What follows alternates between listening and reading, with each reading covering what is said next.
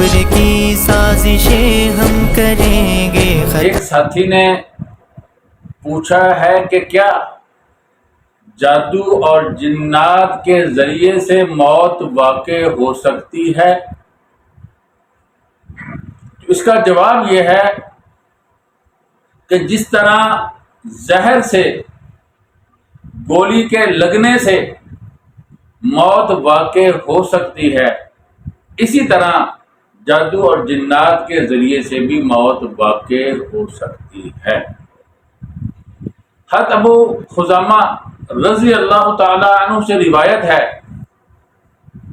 کہ رسول اللہ صلی اللہ علیہ وسلم سے اس بارے میں پوچھا گیا، جادو کے بارے میں، جاڑ پھونک کے بارے میں، تو آپ صلی اللہ علیہ وسلم نے فرمایا یہ بھی اللہ تعالیٰ کی تقدیر ہی سے ہے، یعنی اللہ رب العزت ہی نے ایسے لکھا ہوا ہے، اس لیے یہ چیزیں اثر کرتی ہیں۔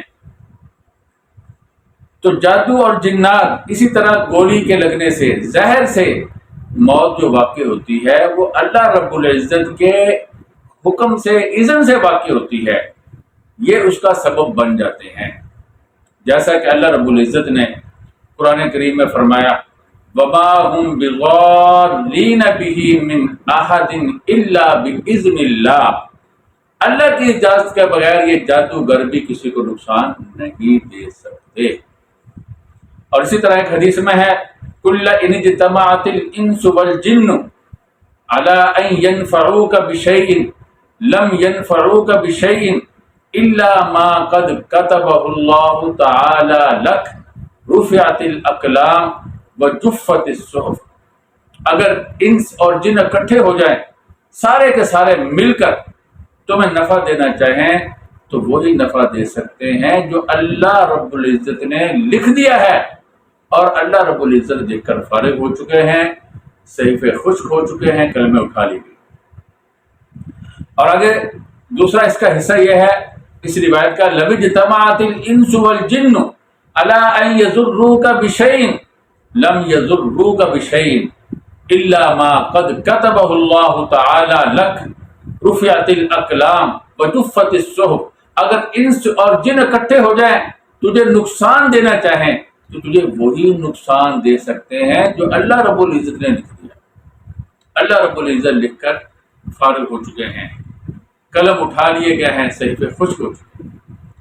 قرآن کریم میں بھی ایک آیت مبارکہ میں بالکل صراحت کے ساتھ اس کا ذکر ہے ما اصاب من مصیبت فی الارض ولا فی انفسکم الا فی کتاب من قبل ان نبرأها ان ذلک علی اللہ یسیر، تمہیں کوئی بھی مصیبت زمین کے اندر یا تمہارے جسموں میں نہیں پہنچتی مگر اس کے آنے سے پہلے اللہ رب العزت نے اسے لکھ رکھا ہے۔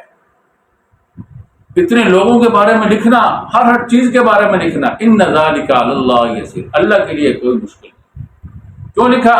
لکی لا تأسوا علی ما فاتکم ولا تفرحوا بما آتاکم، تاکہ اگر کوئی چیز تم سے رہ جائے تو اس پہ بہت افسوس نہ کرو، یہ سمجھ لو کہ اللہ نے ایسے ہی لکھا ہوا تھا۔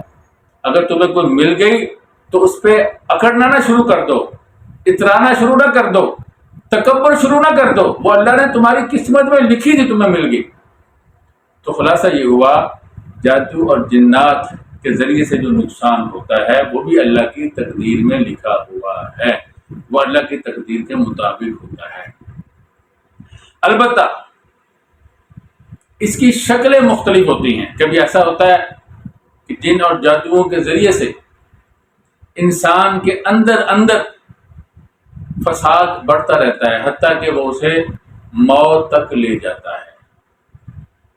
کبھی ایسا ہوتا ہے کہ وہ انسان اسے محسوس کرنا شروع کر دیتا ہے، مثلا نیند کے اندر بہت المناک قسم کا خواب جو جان لے سکتا ہے، ایسے ہوتا ہے۔ یا کبھی ایسے ہوتا ہے جن اور جادو کے ذریعے سے انسان کا دماغ کنٹرول کر لیا جاتا ہے، انسان خود مرنے کے لیے تیار ہو جاتا ہے، جو دماغ کے اندر جس طرح کے خیالات ڈالے جائے انسان اسی طرف چل پڑتا ہے۔ تو لوگ خودکشیاں کرتے ہیں، خود اپنی گردنیں کاٹ لیتے ہیں، خود اپنے آپ کو آگ لگا لیتے ہیں۔ تو یہ چیزیں جو ہیں یہ ممکن ہیں، اور یہ اللہ رب العزت کی تقدیر کے مطابق ہی ہوتا ہے۔ ایک ہماری بڑی کتاب ہے جو عقائد کی کتاب ہے، اس کے اندر لکھا ہوا ہے، اس کا نام ہے شرح عقائد، اس میں لکھا ہوا ہے المقتول میت لاجل، جو آدمی قتل ہوا ہے، گولی سے قتل ہوا، تلوار سے قتل ہوا، نیزے سے مارا گیا، اس میں لکھا ہوا ہے وہ بھی اپنی موت ہی مرتا ہے۔ اللہ رب العزت کی اس میں حکمتیں ہیں، اللہ رب العزت کی اس میں مصلحتیں ہیں، اس کے مطابق یہ واقعات ہوتے ہیں۔ مگر اس کا طریقہ یہ ہے کہ کسی دیندار آدمی سے یا عالم دین سے تعلق رکھنا چاہیے۔ اللہ رب العزت نے ایسی تدبیریں، ایسے علاج، ایسی مصنون دعائیں ہمیں عطا کی ہیں کہ دنیا کی ساری طاقتیں مل کر بھی ہمارا کچھ نہیں خراب کر سکتی، ہمارے اندر کوئی خرابی پیدا نہیں کر سکتی، کوئی چیز ہماری بیکار نہیں کر سکتی۔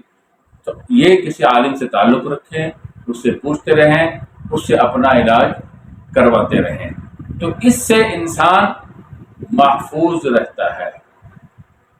اگر کوئی انسان نماز میں سستی کرتا ہے اور اپنے علاج میں سستی کرتا ہے تو پھر وہ اس کا اپنا قصور ہے۔ ایک آدمی سمندر میں چھلانگ لگاتا ہے اور پھر کہتا ہے کہ موت کا ایک وقت مقرر ہے، اسی پر آنی ہے، تو آپ اسے بیوقوف کہیں گے کہ تمہیں کیا پتا کون سا وقت ہے؟ اللہ رب العزت نے منع کیا کہ تم اپنے آپ کو ہلاکت میں نہ ڈالو، تو تم نے یہ راستہ کیوں اختیار کیا ہے؟ تو اللہ رب العزت کی تقدیر پر رضامند رہنا چاہیے، اپنا علاج ضرور کرنا چاہیے۔ علاج میں اگر دیر ہو رہی ہو تو پھر بھی صبر کرنا چاہیے۔ انما یوفی الصابرون اجرہم بغیر حساب، صبر کا اجر اللہ کے ہاں بہت بڑا ہے، تو اس لیے علاج اپنا کروانا چاہیے۔ جب آپ کسی معالج سے رابطہ کرتے ہیں تو وہ آپ کو جو وظائف بتلاتا ہے، جو اللہ اس کے رسول صلی اللہ علیہ وسلم سے منقول علاج ہے، وہ جب تمہیں بتلاتا ہے تو خطرے سے آپ نکل جاتے ہو، پھر علاج میں کچھ دیر لگ سکتی ہے۔ تو اب میں دعا کروں گا اللہ رب العزت ہر قسم کے شریر کے شر سے اور ہر قسم کے موذی اثرات سے، جادو جنات سے بالخصوص اللہ رب العزت ہر مسلمان کی حفاظت فرمائے۔ وآخر دعوانا ان الحمدللہ رب العالمین۔ ایسوں کو زیر خاک ملا دیں گے ہم،